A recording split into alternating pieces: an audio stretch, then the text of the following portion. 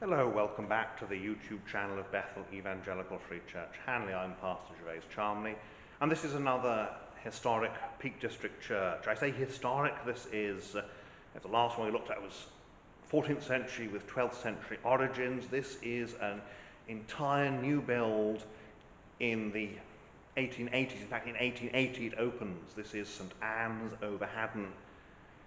It's one of a number of churches that are built in the Bakewell area as the population grows because of mining, and that's why you have the dedication to St Anne, the patron saint of miners, the legendary mother of the Virgin Mary. You may, if you know your Reformation history, that when Martin Luther was frightened by a thunderstorm, he made a vow and said, "Help me, St Anne, and I will become a monk." And he did that because his father was a miner. He came from a mining family. And so St Anne's is very often a name given to a chapel of ease or a parish church, little parish church like this that's built in a mining area. So this is, let's say, pure 19th century. It's built in a 14th century Gothic style because that's what the Victorians liked. And it's a simple building, whitewashed walls here in the nave and bare stone in the chancel. Some of the plaster here is peeling a bit. Now we're up here in the Peak District. It gets very, very cold in the winter, and so if you've got a congregation in here and they're all breathing and you've got heating running, it can get quite warm and a bit humid in this building. It has some effect on the paint. But say 1880 it's built, it remains in use today. It's still very much as it would have been when it was opened. There's a few changes, of course. The war memorial is the obvious one, but also the organ. We have a look at the little organ as we go around. So that's the introduction, St Anne's over Haddon. Let's have a look around a bit further. So here we are at the back, and first of all we notice the interior with its pointed arch. You've got your blue paint in the ceiling, your open beams in the roof. Very, very Victorian, very 19th century. You've got your nice comfortable pews, your big solid door. You can see where the curtain used to be to protect folk from the breeze that would have come in. I say breeze, icy blast, more like, when people came in the winter. And here's the font. Again, it's all Victorian. It's stone font. It's draped at the moment with the Union flag because we've got Remembrance Sunday coming up. Remembrance Day coming up very soon. These videos, obviously this one will be coming out sometime after Remembrance Sunday, so this is why we've got this display of patriotism.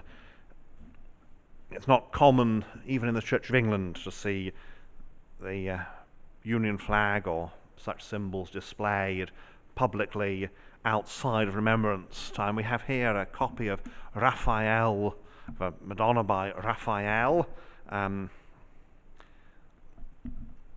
Big windows. The windows reflect a late 14th century style, and of course, as you can see, it's very sensible here. Here's a nice sunny autumn day, and the light just streams through the windows. We don't have much. Even the east window isn't stained glass. Got this low stone screen. When you want to screen, you don't actually want it to hide anything. You just want to emphasize the difference. And here is the organ. You can see this is a 20th century organ. Try and get some light. This is Johnson Organ Company, Derby.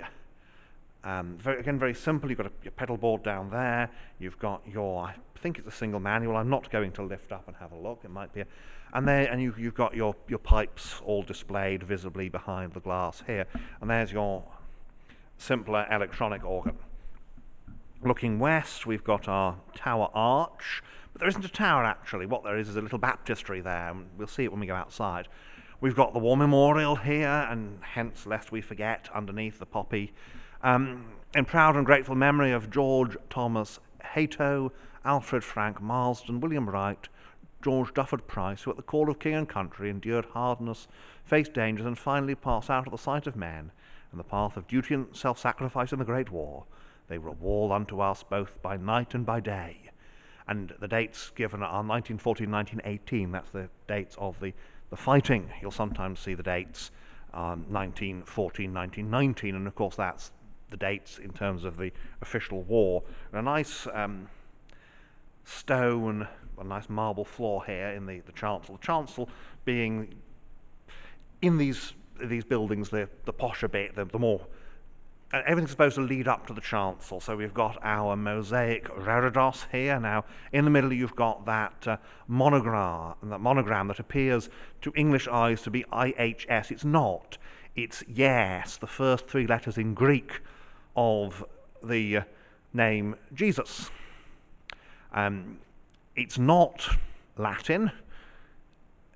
Very often you'll see it given in Latin as where it stands for Jesus hominem Salvador, Jesus Saviour to men. It doesn't. It's the first three letters of Jesus in Greek. You've got the Alpha and Omega, again Greek, and you've got your Star of David, reminder that Jesus is of the house of David. Oops, it's a bit bright, isn't it? My camera can't deal with that brightness. But you can just about see there the sedilia.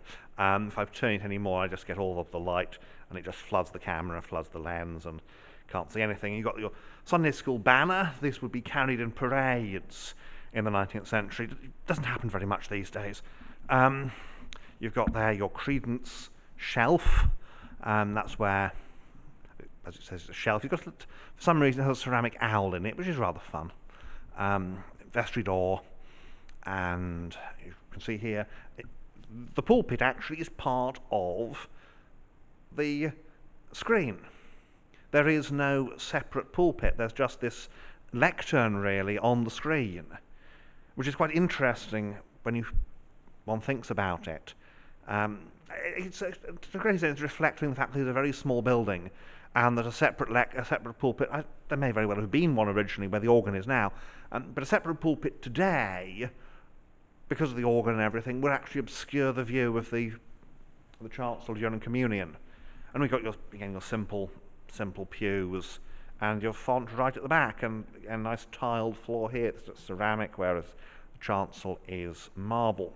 So that's the interior of St Anne's. It's quite a simple building, ornamented, yes, but it's just a baptistry, nave, chancel.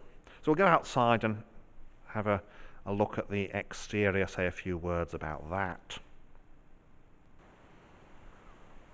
So here we are outside at St Anne's over Haddon, and again you can see the simplicity of the building. It's imitating the late 14th century, so you've got your big windows, and as we saw inside, that's a very practical thing because light, we're on a hillside here, so plenty of light comes through. Here we are, it's just about midday. What it be a bit back after 12:30, I suppose. So, have a look at about 12:30 on an autumn day, and we've got brilliant sunshine, and it illuminates that side, floods through all the windows. No stained glass, just that glass that you can't see through. That's often disparagingly referred to as toilet glass, sort of thing you find in school toilets, municipal toilets, etc. You've got a little. Is it trying to be a tower? It's a baptistry at the west end there, and gloriously simple, very Victorian Gothic. So just have a little bit of a look at the outside and show you how the graveyard just slopes right away on the south here. So here we are. So here we are outside at St Anne's over Haddon, and here you see the little bell cot and the baptistry there. Now, as we look around down, you can see how the graveyard slopes all the way down there. Again, you've got this bright sunlight today, which my camera is not expensive enough really to deal with. So we'll avoid having a good look. You can just see there at the bottom of the graveyard cross, very Victorian Gothic again. Notably, there's a former head of MI6 buried here, a chap who really was one of the models for M, the original M, in the James Bond books, and then in the early films, the ones with Sean Connery, which of course then carries over. But just a connection here with history. But there we are. You see the baptistry has this decorative parapet at the top, which is kind of imitating a tower, but there is no tower. Maybe there was planned to be one, I don't think there was. It's a building that's designed very much for this purpose. It's a purposeful building. I was mentioning a former head of MI6 is buried here. He also used to attend services here, which, when he was head of MI6, led to a great deal in the way of issues, because of course he'd get all his security in case the KGB wanted to assassinate him or something, which they didn't at the time. So, but here we are. This is a little bit of the parish history. So there we are. Very simple building. Ornamentation, yes, but it's local stone. It's sort of building that you put up and it then stands. It's a building that's medieval style, but it's been tailored to the needs of the congregation, which is a very important thing. Because the last thing you want is a church that the congregation can't really use. So stroll up to the porch and have a look at the outside of the baptistry, the west end, and say a few closing words when we're up there. So porch, again, this wonderful view. It's a marvellous view from the graveyard. We're up here over Haddon, and the name is because we are high up above Haddon Hall and everything that's down there in the valley. The gates, we've got the plastic poppies because it's remembrance season, that time when we remember those who died in the, not just in the world wars, but the wars that followed. So here's the west end. This is what I'm talking about the baptistry at the west end, that this is designed to, you can't really see here because of the trees, but you're just there we are. You see the parapet and the bell cot, so it's kind of pretending to be the bottom half of West Tower, but it never was. It's a baptistry. So there we are.